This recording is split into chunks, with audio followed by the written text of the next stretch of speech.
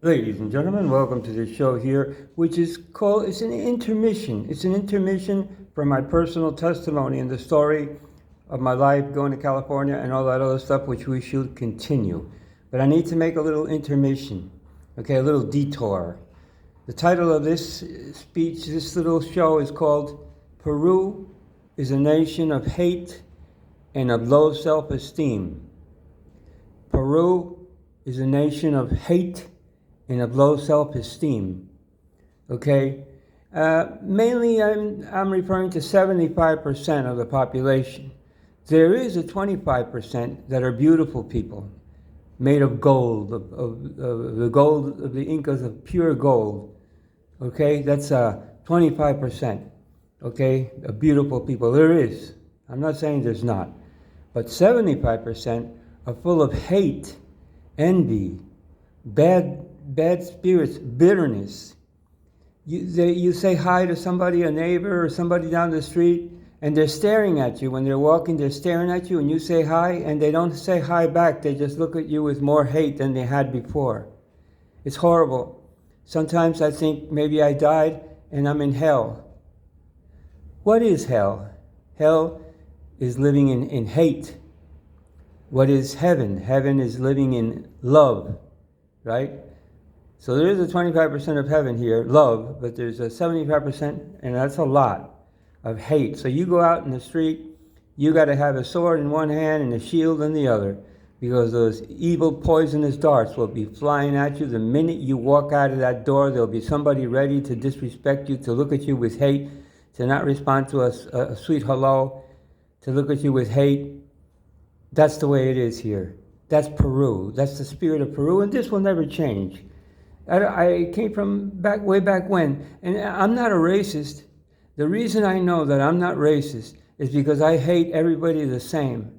I hate redskins, I hate black people, I hate white people, I hate, well, except for Chinese. I hate everybody else the same, equally. Equal opportunity hate with me, so I'm not a racist.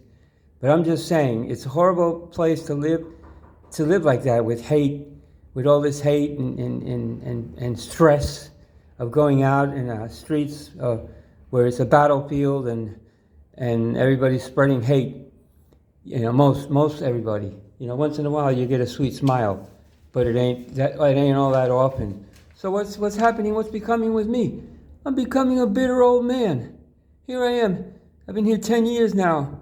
I'm going on 73 years old, and I'm becoming a bitter old man. Before, my nature, because from my country, the United States, and my mom was of Puerto Rican descent.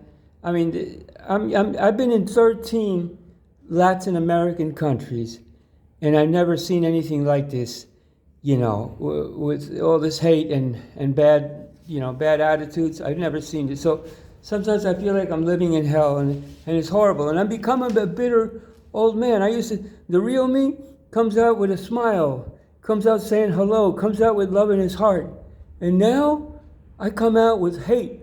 I don't say hi to anybody. I look at them with hate before they look at me with hate. And then if somebody all of a sudden gives me a smile and says hello, I'll completely do a U-turn and smile and say hello and be sweet. But I won't initiate it, because I've done it so many times, and they just find an opportunity to trash you because they have low self-esteem and they don't accept people that are different. You know, they go around gossiping and accusing falsely of things that they don't understand.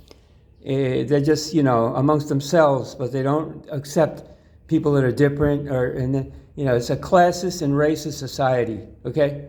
And then they got this thing about last names. There's good last names that are high society, and then the indigenous people, the redskins, they have like what they would call low class last names, and they're ashamed of it. So there's this thing, this classist society. Maybe that's what's created all this hate. And here I am in the middle. I'm not accepted by the white Peruvians because I don't dress to please them, and they know right away I'm not one of them. I'm not with the society.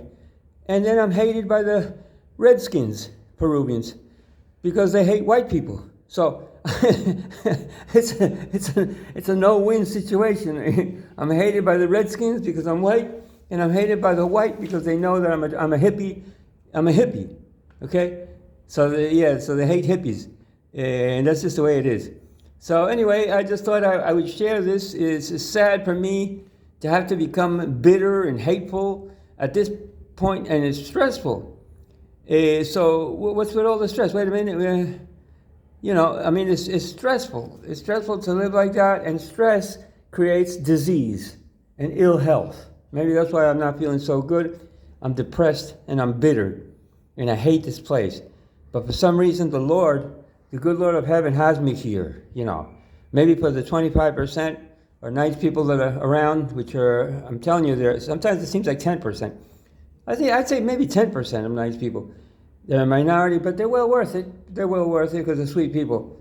And they have love in their heart. But then the other 90% or 80% are just so evil that it just makes you hate life. I get up in the morning and hating to go out. That's horrible. I'll repeat, I've been in 13 Latin American countries. That's the United States included. Because the United States is practically a Latin American country, although Donald Trump's trying to change that. But it is a Latin American country, and I've never seen the likes of it. I've never seen the likes of it where I hate going out and having to face these fucks. In Jesus' name. That's the hippie pastor and telling you the truth about Peru and the society of hate and low self-esteem. Ay caramba. I'll see you later. We'll be back soon with my testimony story.